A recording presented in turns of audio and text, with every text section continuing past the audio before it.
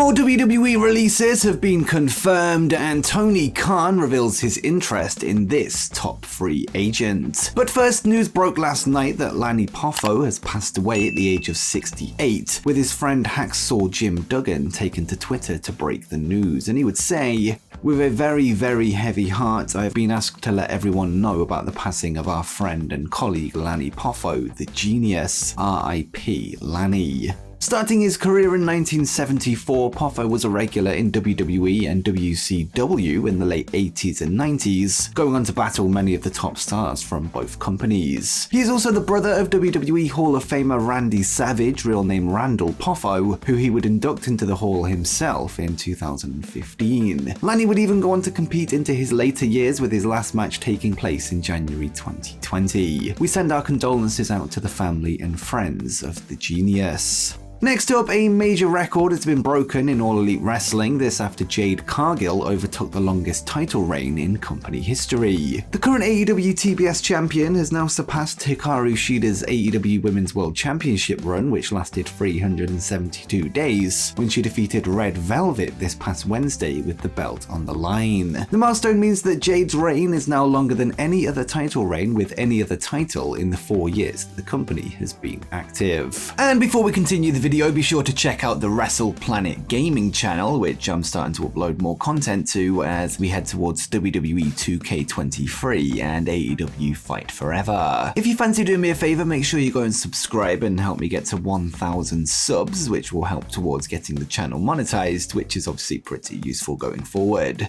Top free agent Kota Ibushi could be set for a crossover fight with former boxing world champion Manny Pacquiao in the coming months. This after Tokyo Sport reported that martial arts company Rizin Fighting Federation are interested in the former IWGP World Heavyweight Champion. As of this recording, the proposed rule set for the fight is yet to be determined, with it unknown whether the fight will happen under boxing, MMA, or kickboxing rules or some other kind of match, with Rizin hosting multiple disciplines under one banner. Ibushi does have a history in martial arts, with him having competed in karate, kickboxing, and shoot boxing in the past, with the fight set to be Manny's first in Rizin after signing with the promotion last year. Wrestling legend Keiji Muto is currently in the midst of his retirement tour, with him recently performing for the final time under the Great Muta gimmick when he teamed with Sting and Darby Allin to defeat Akira, Hakushi, and Naomichi Marufuji at pro wrestling known as the Great Muta Final Bye-Bye event. Speaking at the K1 MMA Awards this week, Muto would speak of his physical condition as he heads towards his final match on February 21st against Tetsuya Naito at Keiji Muto Grand Final Pro Wrestling Last Love, and said, "I'm going to have a good match, final match against Tetsuya Naito, but I had a match 10 days ago and tore a muscle in my thigh. I'm in a pinch, but I'll do my best. Actually, I was in bad shape before I went in that day, Great Muta Bye-Bye. I had back pain, I don't know what triggered it, but I was out of shape. Knee pain and such is chronic pain and I'm used to it, but muscles hurt like hell. I think I put extra strain on my knee and hip joints by protecting them. I feel like I've been given a test by the wrestling gods. I don't know what to do. I only train my upper body, but it's really hard to do that too. It's stressing me out."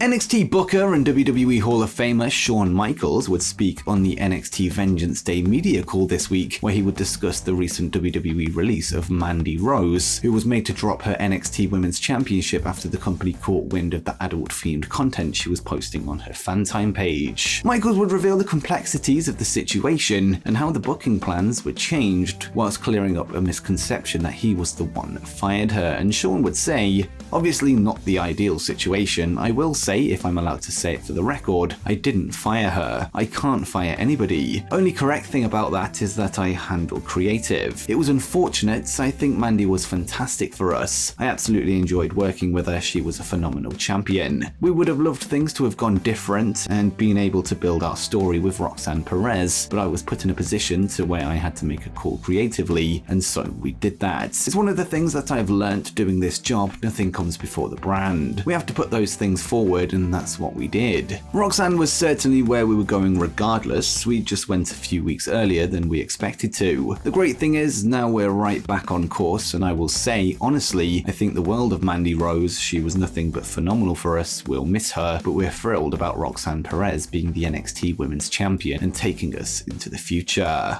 Elsewhere on the media call, Shawn Michaels would discuss the future of two former stars of the now defunct NXT UK brand, former NXT UK champion Ilya Dragunov and former NXT UK Women's Champion Meiko Satomura. Shawn would reveal that visa issues have prevented them from moving to the traditional NXT brand and said, "Much like several months ago, we want them here and love having them here. A lot of it is availability, a lot of it is, as you said, visa issues. A lot of it also, that is a big career move and life difference. Those are all things we want people to consider before they make that move. Nothing would thrill me more than to have Ilya and Meiko here on a regular basis." According to a fresh report from Bloomberg, AEW could be close to launching an online streaming service alongside Warner Bros. Discovery, and the report revealed, in March, Tony Khan acquired the small but respectable pro wrestling company Ring of Honor from Sinclair Broadcast Group Inc. for an undisclosed sum, adding a new crop of wrestlers, some intellectual property, and an extensive video library. AEW is also considering starting a streaming service, likely through a deal with its broadcast partner Warner Bros. Discovery Inc., according to a person familiar with management's thinking, who asked not to be named.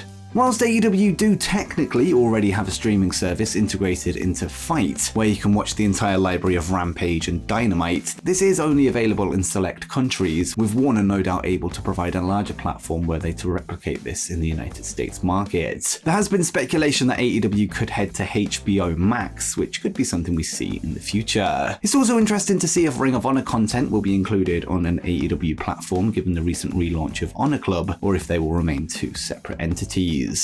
Now let's go to some WrestleMania 39 news, as the Wrestling Observer newsletter has reported an updated card for the April event, with John Cena and Ronda Rousey's involvement on the show seemingly now confirmed, and Dave Meltzer would write, "For WrestleMania, the locked-in matches at this point are Reigns vs. Rhodes for the Universal title, Charlotte Flair vs. Ripley for the SmackDown Women's title, Belair vs. the Chamber winner for the Raw Women's title, John Cena vs. Austin Theory, no word on whether this will or won't be a US title match, and Io Sky and Dakota Kai vs. Ronda Rousey and Shayna Baszler for the Women's Tag Team titles."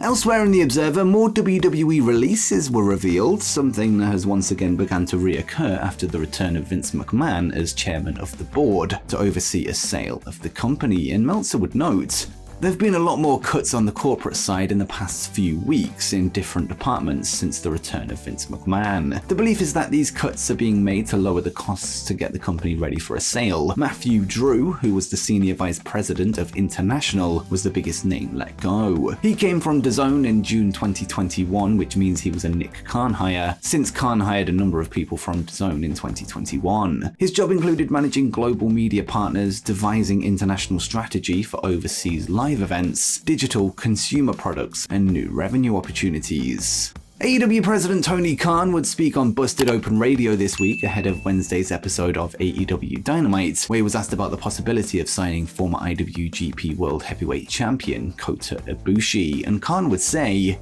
"There are a lot of great free agents in the world of pro wrestling. Certainly, Kota Ibushi is a great talent. When you have a name like that, everyone in the world of pro wrestling would be very fortunate to have in their promotion. We've wanted to work with him in the past, so it's certainly something we would have to consider."